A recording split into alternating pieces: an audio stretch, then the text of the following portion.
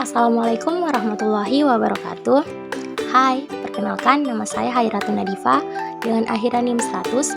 Saya dari kelompok 2. Adapun teman-teman saya, yang pertama ada Afil Saputra dengan akhiran NIM 113, yang kedua Alifa Jihan Nasiha dengan akhiran NIM 082, yang ketiga Fitria dengan akhiran NIM 088, dan yang keempat ada Hardianti Tapehe dengan akhiran NIM 110.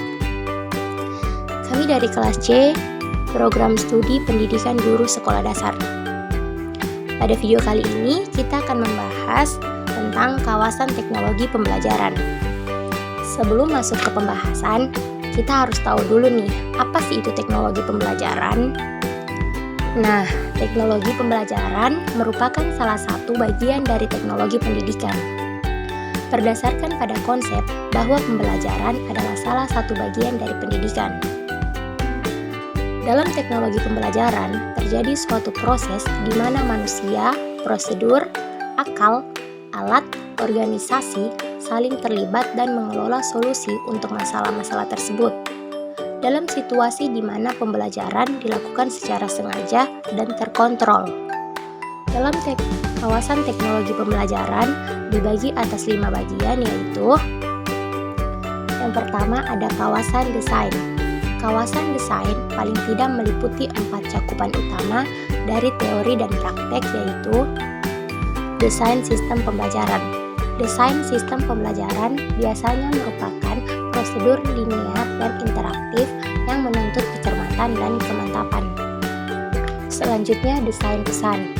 Desain pesan yaitu perencanaan untuk merekayasa bentuk fisik dari pesan agar terjadi komunikasi antara pengirim dan penerima, dengan memperhatikan prinsip-prinsip perhatian, persepsi, dan daya tangkap, framing dan living membatasi.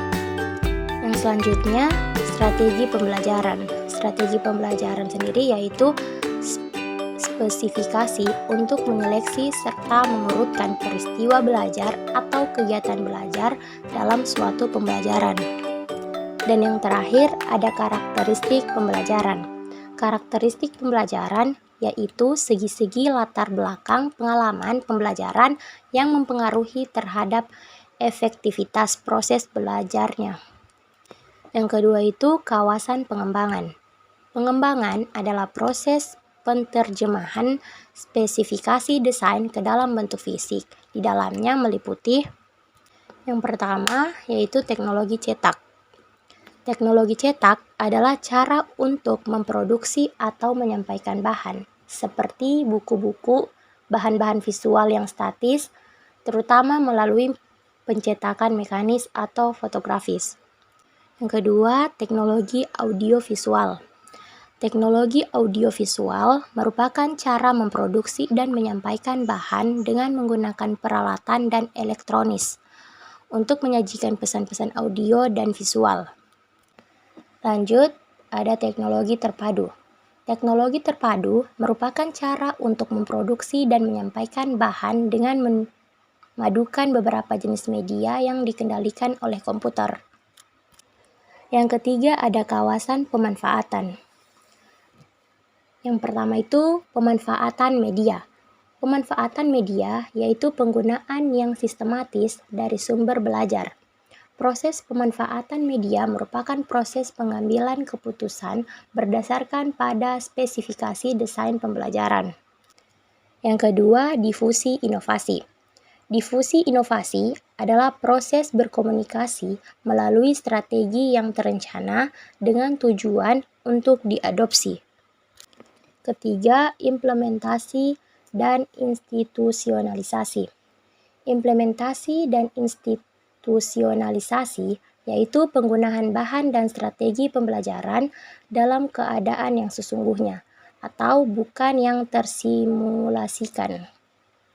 Dan yang terakhir ada kebijakan dan regulasi. Kebijakan dan regulasi adalah aturan dan tindakan yang mempengaruhi difusi dan pemanfaatan teknologi pembelajaran. Yang keempat ada kawasan pengelolaan. Pengelolaan meliputi pengendalian teknologi pembelajaran melalui perencanaan, pengorganisasian, koordinasian, dan supervisi. Kawasan pengelolaan bermula dari administrasi pusat media, program media, dan pelayanan media. Pembauran perpustakaan dengan program media membuahkan pusat dan ahli media sekolah. Program media sekolah ini menggabungkan bahan cetak dan non-cetak sehingga timbul peningkatan penggunaan sumber-sumber teknologikal dalam kurikulum. Yang pertama ada pengelolaan proyek.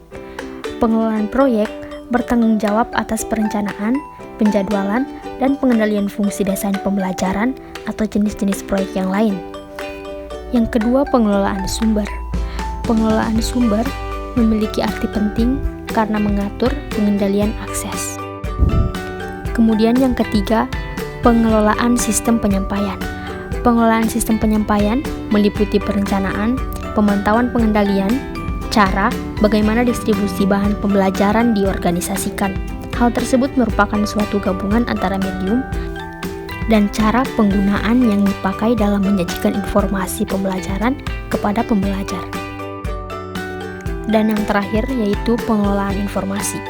Pengelolaan informasi meliputi perencanaan, pemantauan, dan pengendalian cara penyimpanan, pengiriman, pemindahan, atau pemrosesan informasi dalam rangka tersedianya sumber untuk kegiatan belajar. Pentingnya pengelolaan informasi terletak pada potensinya untuk mengadakan revolusi kurikulum dan aplikasi desain pembelajaran.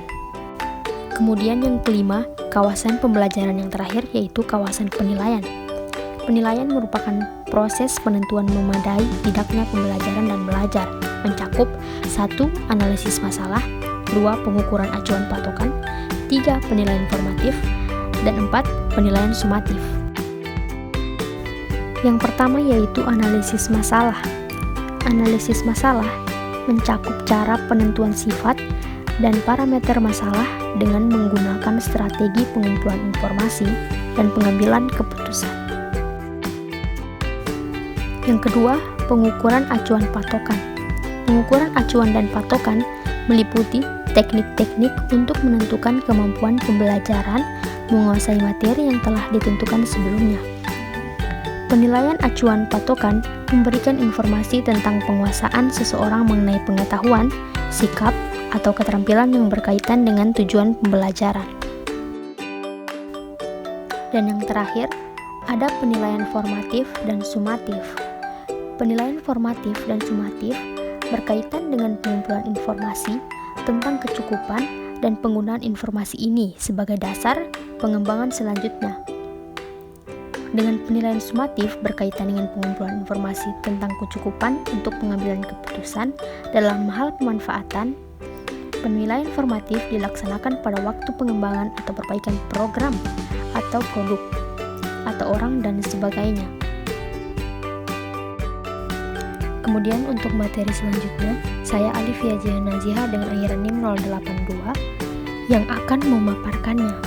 Nah, untuk materi berikutnya yaitu hubungan antar kawasan. Dengan adanya kawasan, sebagaimana dikemukakan di atas, teknologi pembelajaran sampai dengan masa definisi 1994 telah memiliki kepastian tentang ruang lingkup wilayah garapannya. Meski kedepannya jumlah kawasan beserta kategorinya akan semakin berkembang, sejalan dengan perkembangan dalam bidang teknologi dan pendidikan, serta disiplin ilmu lainnya yang relevan sebagai penopangnya. Setiap kawasan tidak berjalan sendiri-sendiri, tetapi memiliki hubungan yang sinergis. Hubungan-hubungan antar kawasan dapat dilukiskan dalam gambar berikut ini.